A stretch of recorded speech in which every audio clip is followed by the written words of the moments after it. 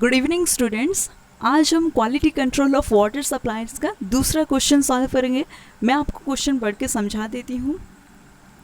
A large stream has a reoxygenation constant 0.4 per day. So रीऑक्सीजनेशन constant को हम KR लिखते हैं at a velocity of 0.85 meter per second and at the point at which an organic pollutant is discharged, it is saturated with oxygen at 10 milligram per liter.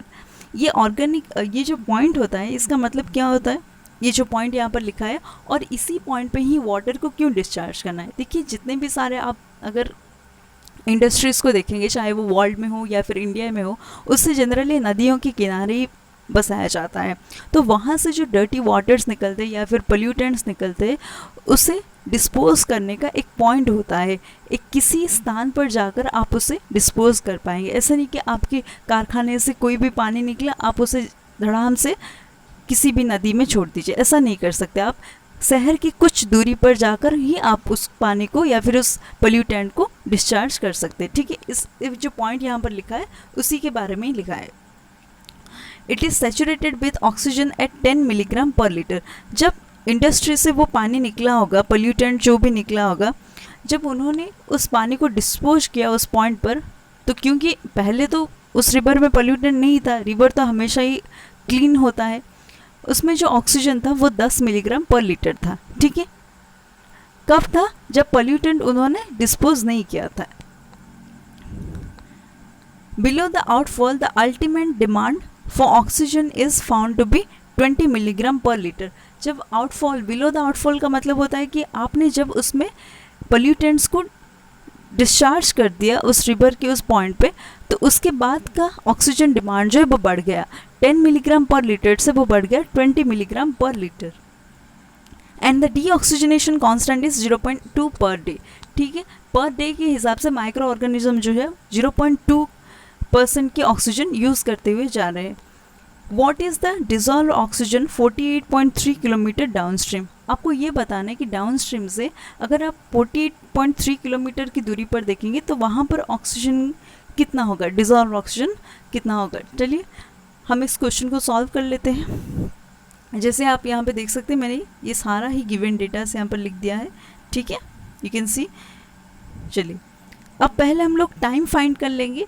Time कितना चाहिए, distance जो है down stream में वो कितना होगा divided by velocity of flow in जो हमारा स्ट्रीम है लार्ज स्ट्रीम, उसमें कितना होगा। ठीक है, देखिए डिस्टेंस डाउन स्ट्रीम में जो होगा वो कितना कवर करेगा 48.3 किलोमीटर। तो इसे हम मीटर में कन्वर्ट कर देंगे तो ये 10⁻³ के साथ इसे हमने मल्टीप्लाई कर दिया, डिवाइडेड बाय जो वेलोसिटी था वो था 0.5, ये आपका सेकेंड में आ जाएगा। ठीक है, और इसी को हम डे में कन्वर्ट करने के लिए क्या करेंगे, इस पूरे टर्म के साथ दैट इज़ 1/24 × 60 × 60 इसके साथ मल्टीप्लाई कर देंगे तो ये आ जाएगा 0.657 डेज। ठीक है, यहाँ तक आपको समझ में आ गया। हमने पहले टाइम कितना चाहिए होगा उस पोल्यूटेंट को 48.3 किलोमीटर तक पहुँचने के लिए फाइंड कर लिया। उसके बाद देखिए डिजॉल्व ऑक्सीजन यूज्ड कितना हुआ है उस टाइम टी में, टी इंटरवल में कितना यूज़ हुआ है, उसे फाइंड करने के लिए हमारा जो फॉर्मूला होता है ये काफ़ी इंपॉर्टेंट फॉर्मूला होता है। आप अगर इसे देख सकते हैं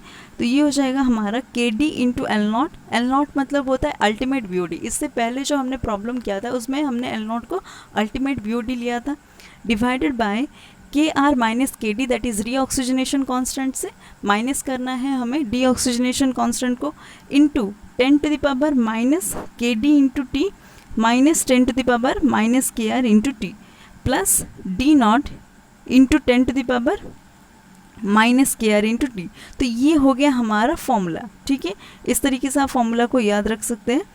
तो dissolve oxygen in time T, अब देखिए ये सारा वैल्यूज हम पुट कर देंगे जितने भी सारा वैल्यूज है, लेकिन ये क्या है D0 × 10⁻⁻ KR T को इंटू T को मैंने इसे 0 क्यों पुट किया, क्यों हमने इसे 0 पुट किया, क्योंकि जो हमारा इनिशियल ऑक्सीजन था अगर आप देख सकते हैं D0 जो था वो 0 था।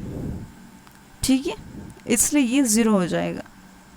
तो आंसर आपका आ जाएगा कितना 3.86 मिलीग्राम पर लीटर।